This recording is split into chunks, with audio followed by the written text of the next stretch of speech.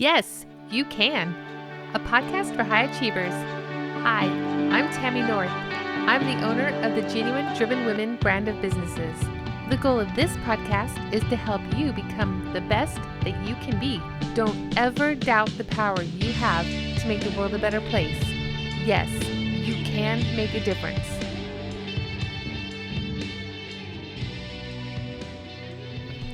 I went to see Miranda Lambert's concert this weekend. She's a popular country recording artist, and she played a song called Bathroom Sink. Here is a few of her lyrics. It's amazing the amount of rejection that I see in my reflection, and I can't get out of the way. I'm looking forward to the girl I want to be, but regret has a way of staring me right in the face, so I try not to waste too much time at the bathroom sink. Even if you are succeeding in every area and receiving acclaim, awards, praise, and other validation for your efforts, you will have moments where you feel like a failure. When you feel like you are not worthy, and when you think you will never get any closer toward any goal than you are right now. You will have times when you are alone and you will look in your mirror and you will start focusing on all your flaws, on all the ways that you are not as good as someone else. Your hair is too curly, your hair is too straight. It's too thick, it's too thin, it's too blonde, it's too dark, it's too long, it's too short. You will notice your eyebrows. Are they in fashion? Do they make me look older than I should? Do you look serious enough? Do you look fun enough, cool enough, professional enough, or pretty enough? You'll start to feel emotions flowing up, self-doubt, pity, regret for things you've done, and for things that you haven't done. Sometimes you'll cry for no reason. Then you'll stare at your red eyes and you'll hate that you cried in the first place, which makes you cry again. You zoom in on the smallest things and not only think, but actually believe with your whole heart and soul that that zoomed in flaw is the entire reason for everything that has ever gone wrong in your entire life. And even worse, this one small 10x flaw is only one flaw of 10,000 others. And you're certain that you do have 10,000 more flaws because you're standing right there right now looking in your mirror over your bathroom sink. The bright light that helps you even out your concealer, perfect your lip color, and apply fake eyelashes is working overtime. Now this same spotlight and mirror is highlighting and magnifying every one of those 10,000 flaws that you are trying so hard to hide. That's what I want to talk to you about today.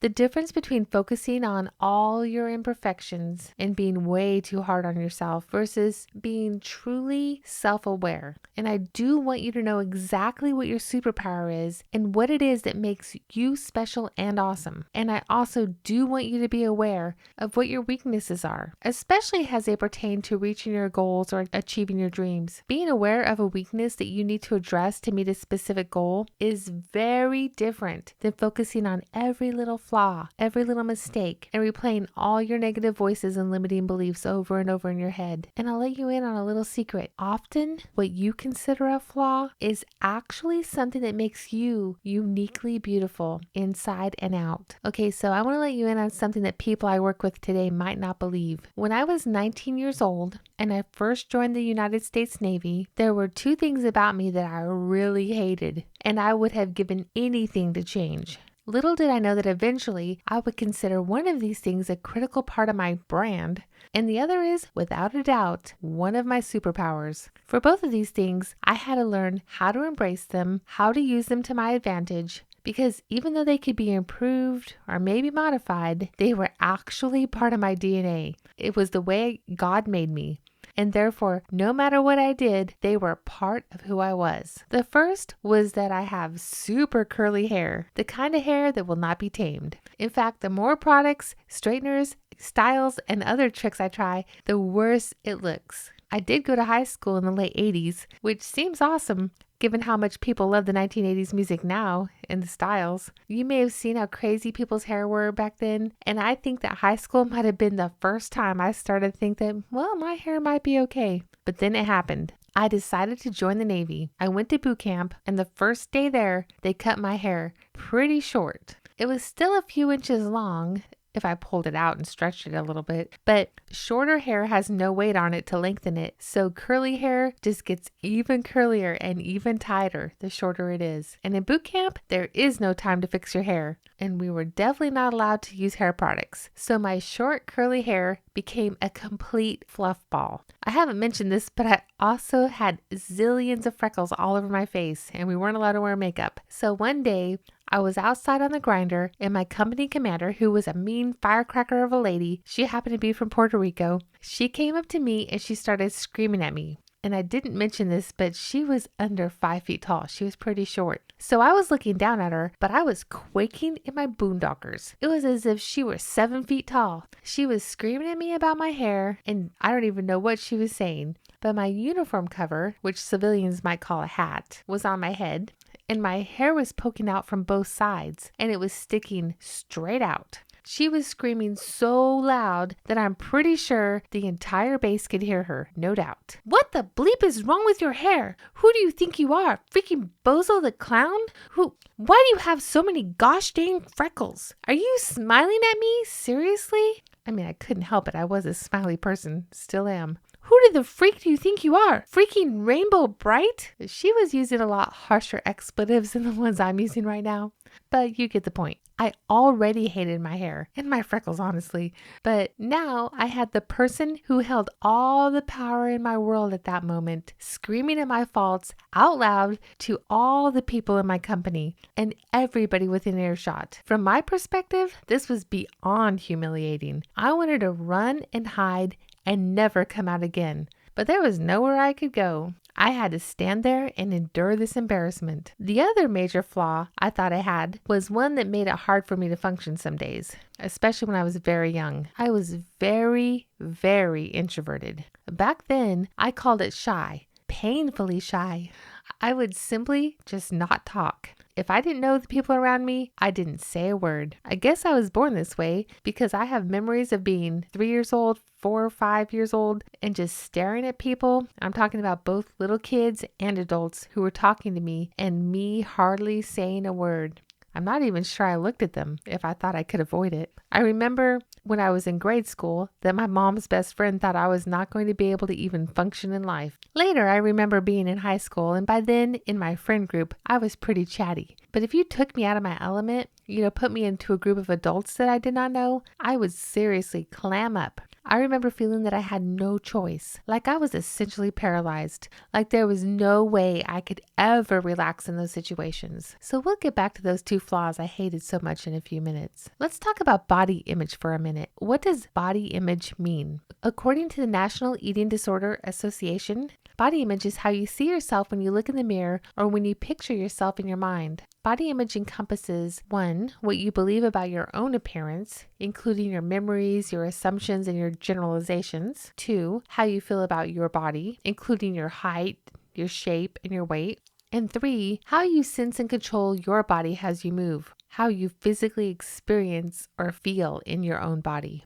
Positive body image is clear. It's a true perception of your shape, seeing the various parts of your body as they really are. Body positivity or body satisfaction involves feeling comfortable and confident in your own body, accepting your natural body shape and size, and recognizing that physical appearance says very little about one's character and value as a person. A negative body image, on the other hand, involves a distorted perception for one's shape. Negative body image or body dissatisfaction involves feelings of shame, anxiety, and self-consciousness. People who experience high levels of body dissatisfaction feel that their bodies are flawed in comparison to others. And these folks are more likely to suffer from feelings of depression, isolation, low self-esteem, and eating disorders. A positive or a negative body image actually doesn't really have anything to do with weight. It can apply to other parts of your body, your hair, your face, your height, your complexion. I have a female friend who has really big hands, and she talks about them all the time. And you can tell that she has negative body image about her hands. But if she had not mentioned them, I would have never thought much about them. So think back to those times when you've been getting ready in the morning and the time that you spend focusing on that one thing, your perceived flaw. You might not even be doing anything about it. You might just be looking at it, wishing it was different. And meanwhile, time is ticking away. Your mind is spiraling your thoughts into a deeper and deeper hole the longer you stand there. We've all been there at some point. As you go down that hole, you find that scared part of yourself that only wants to talk about your limiting beliefs, the reasons that you cannot succeed. You start to hear negative voices circle all around you. Have you ever seen the movie What Dreams May Come with Robin Williams? It is such a good movie. It's one of my all-time favorites.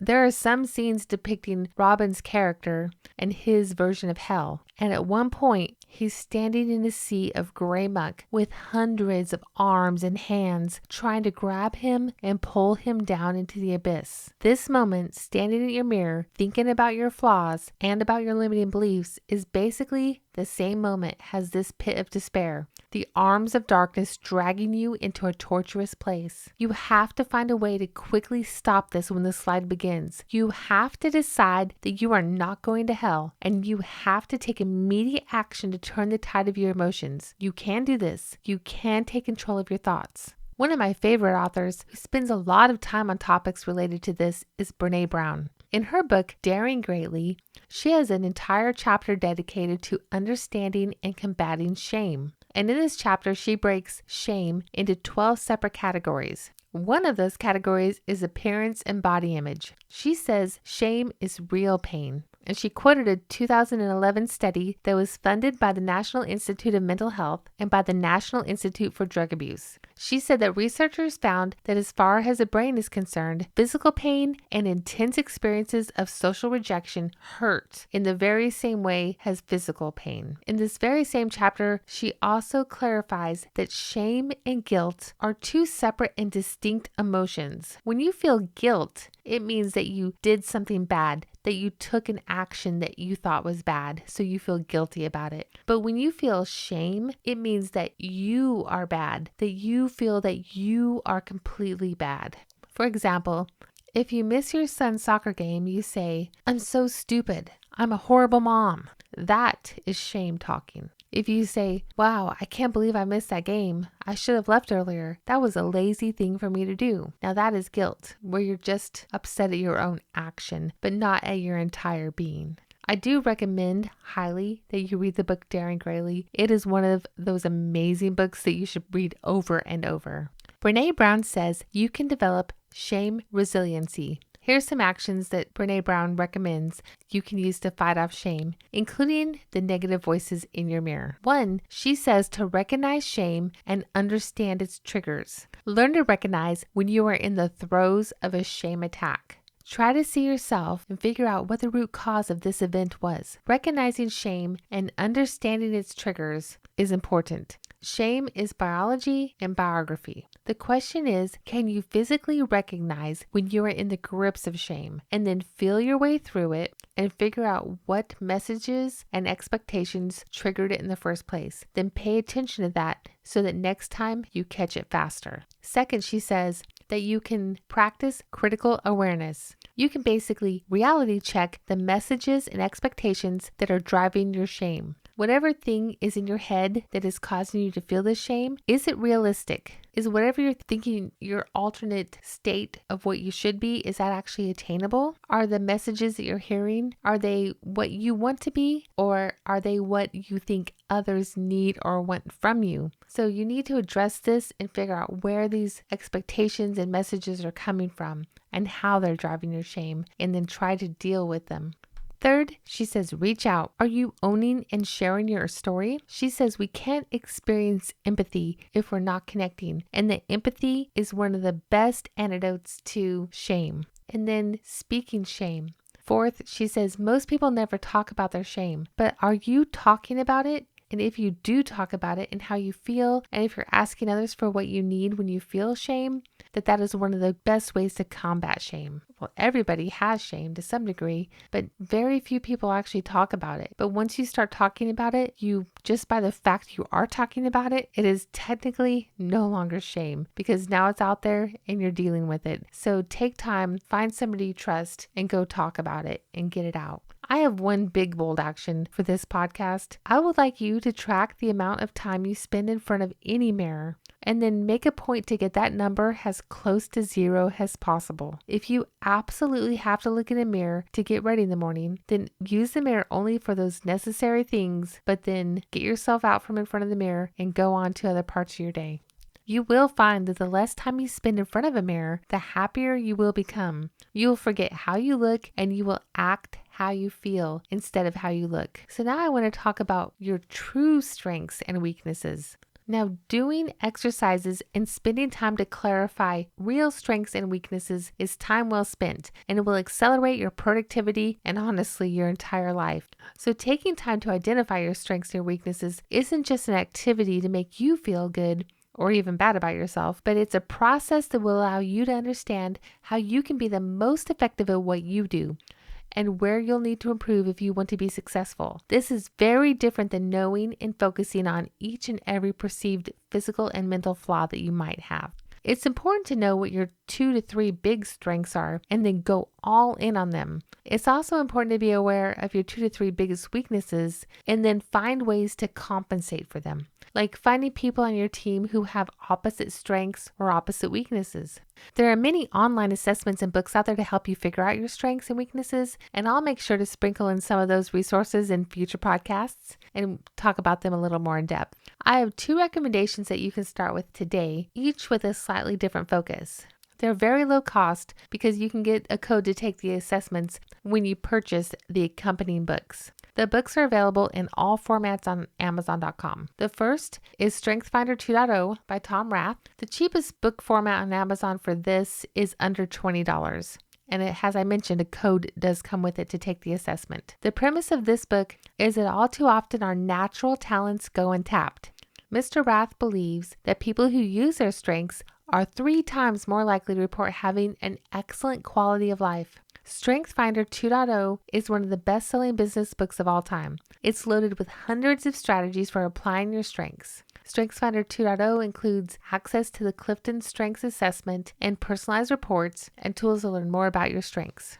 I did take this assessment and it's very impressive the amount of information you get about yourself. And then it also comes with additional tips and tricks of how to incorporate your strengths within your work life or your overall life. The second resource I suggest you look up is a book called How the World Sees You by Amy Hogshead. And the cheapest book for this format is on Amazon and it's under $10. How the World Sees You is a book that focuses on your strengths in a way that explains how you can be fascinating to the world and how the world would look at you as if you are a fascinating creature if you focus on your strengths more than your weaknesses. And I thought that was a very interesting concept, and I love the report that it gave me when I was done. So I think that if you're wondering if you're special and if you have superpowers, that these 2 assessments will get you on the right track of helping you discover what your true gifts are in life.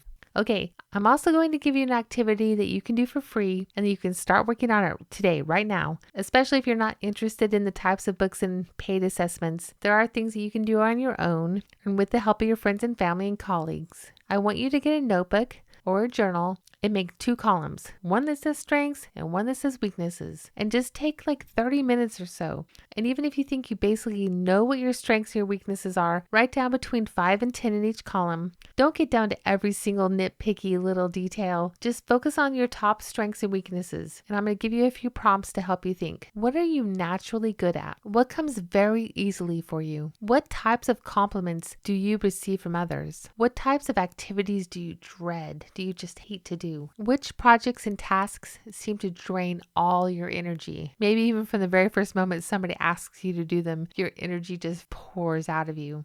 Which projects fill you with endless energy, like you could work on them all night? What do you enjoy doing with your free time? If you had nothing else to do and nobody was telling you what you had to do, what would you do with that time? What are your hobbies? So if you answer those questions, you might be able to quickly be coming up with a few obvious strengths and weaknesses. When you're done with your version of the list, take some time and talk to your trusted family members, friends, and colleagues. Once you do this, you will have a pretty good idea, even without a paid assessment, of what your strengths and weaknesses are. One of the best quotes I heard this week is, "You alone are enough. You have nothing to prove to anybody."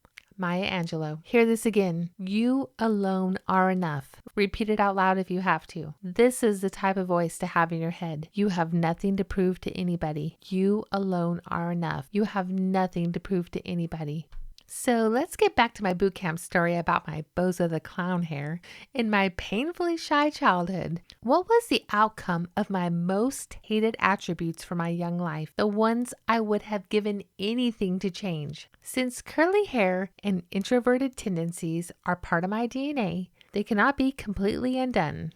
I did spend a lot of time with my hair pulled up. There was a lot of time spent straightening it. There were disastrous Christmas parties where I spent hours getting ready just to be at an evening outdoor event where my hair hit the humidity because we live in San Diego, and then it exploded into a complete puffball. Somewhere in the back of my mind, I heard my grandma whisper, "Someday you're going to love your hair. Someday you are going to thank God for these curls." Eventually, I realized that when I left my hair curly and used very little product, that it handled the weather much better than when I straightened it. So I started leaving it curly more often. One of my girlfriends told me about a curly hair stylist who specializes in curly hair, and I decided to go give her a try. And I will tell you, her attitude and love of curly hair finally got through to me. I found my way, I left my hair curly, and now I am just me. Others can love it or hate it, but this is who I am and I own it. My hair is also auburn, so when I'm out and about with my energetic, positive attitude, this hair has become part of my brand, honestly.